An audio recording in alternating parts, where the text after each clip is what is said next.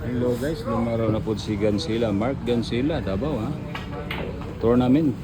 Third elimination sa Mate ha. 6-19 ang partida sa kalaban. Grabe naman talaga ang partida guys. Tatlong bola, 6-19 ang partida ng kalaban. Pero Gansila naman po ang tumitira. Makita namin sa tira, ang galing.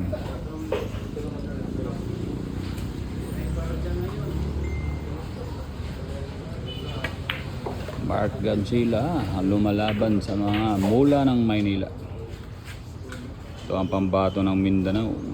Mark Gansila, number 1 ng Mindanao.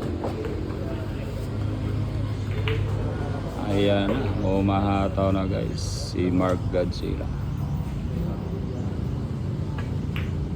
Ano, ginanon lang.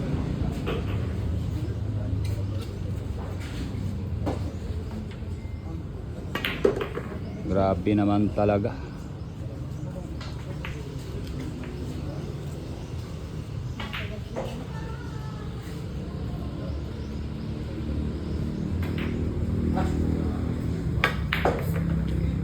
Round the ball.